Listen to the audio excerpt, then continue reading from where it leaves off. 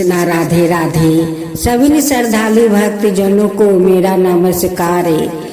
आज हमें जीवित भगवान और एक माता पिता और उनकी संतान का दुख भरी कहानी सुनाने जा रही हूँ।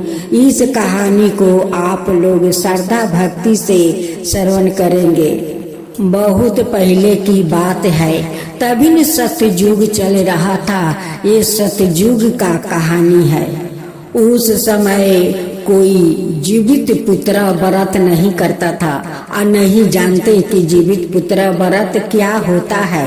उस समय ऋषि मुनि और ब्राह्मण वही लोग जीवित पुत्र व्रत करते थे।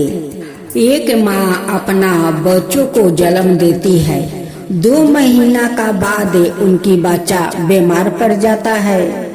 उस माता पिता ने बहुत वैद्य को बुलाते हैं और ओझा को बुलाते हैं, उसे झाड़ फूंक करवाते हैं। वैद्य आकर बच्चों को इलाज करता है, लेकिन बच्चा को बीमारी ठीक नहीं होता है, और नहीं झाड़ फूंक से और नहीं वैद्य को दवा से। उस दिन सभी ऋषि मुनि सभी उपवास थे और जीवित पुत्र वो व्रत कर रहे थे। लेकिन उस माता पिता को तो पता नहीं था कि जीवित पूजा क्या होता है, लोग कैसे करते हैं। तभी का लोग ये सब नहीं जानते थे। तभी वैद्य कहते हैं कि देखिए, आपको बच्चा को खतरनाक बीमारी पकड़ लिया है, ये नहीं बचेगा।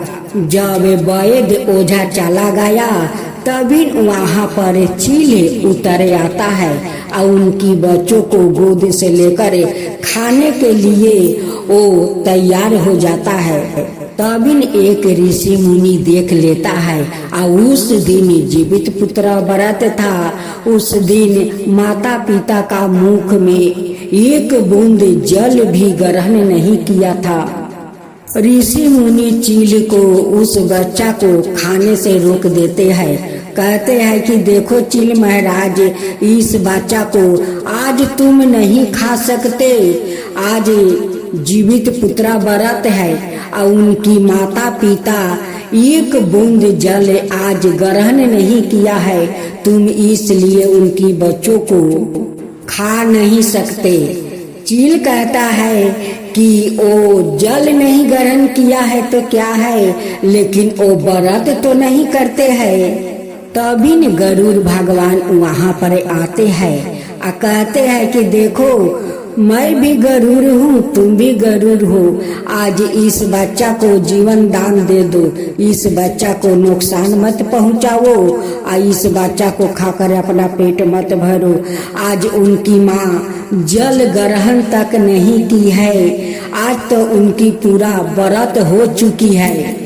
ऋषि मुनि कहते हैं कि हाँ गरुड़ जी, आज सारे ऋषि पत्नी अपना संतान के लिए वो जीवित व्रत करती है। वो 24 घंटा से उपवास है, आज व्रत पूरा हो चुका है। तब चील महाराज कहते हैं कि देखो, तुम्हारा माता पिता आज जल अन्न ग्रहण नहीं किया है, आज उनकी पूरा वो जीवित व्रत हो गया है, इसलिए आज तुम्हें जीवन दान देता हूँ। आज से जितना नगरवासी हो या शहरवासी हो, सभी स्त्री अपना पुत्र के लिए वो लंबी उम्र के लिए वो जीवित व्रत करेगी, उनकी बच्चा को कुछ नहीं होगा। चील महाराज उनकी बच्चा को वो जीवित आपस कर दिया। तब उस माँ हाथ जोड़कर कहती है कि हे गरुड़ भगवान, आप मुझे बताइए कि आपका पूजा का नियम क्या है, कैसे किया जाता है। तब वो चील महाराज वो सारे नियम बताते हैं।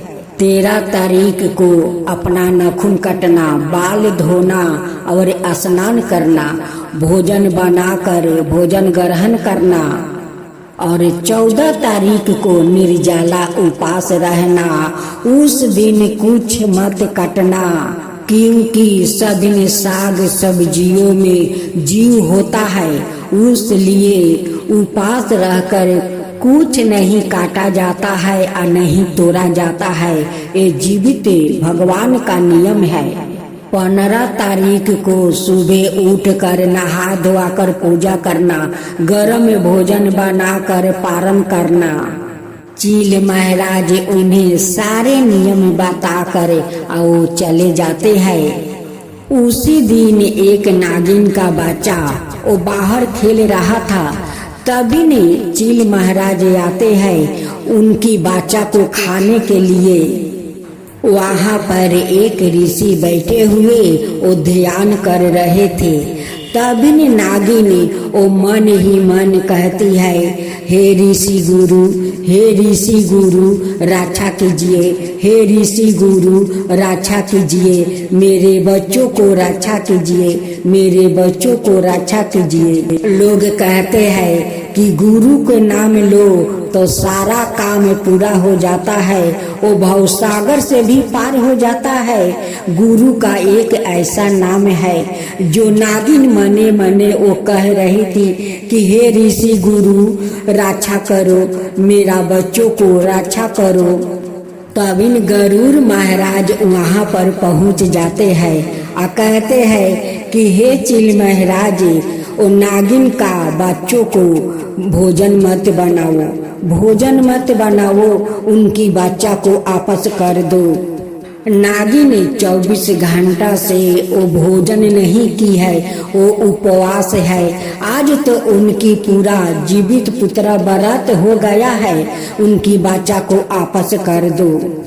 गरुड़ भगवान कहते हैं कि देखो चील महाराज, नागिन मन ही मन ऋषि गुरु को वो पुकार रही है। और जो लोग गुरु को नाम सुमिरते हैं और गुरु का नाम वो बार बार लेते हैं, वो भवसागर से पार हो जाते हैं। गुरु एक ऐसा नाम है कि गुरु का बिना कोई कुछ भी नहीं कर सकता है और गुरु का नाम लेने से सब कुछ पा जाते हैं। आज के दिन सभी ने ऋषि पत्नी अपना संतान के लिए जीवित पुत्र व्रत करती है। उस दिन से सारे माताएं अपना संतान के लिए वो जीवित पुत्र का व्रत करने लगी। जितने पशु पंछी जितने जीव है वो सारे जीव अपना संतान के लिए वो जीवित पुत्र का वो व्रत करने लगी। तब से आज तक वो परंपरा चला आ रहा है।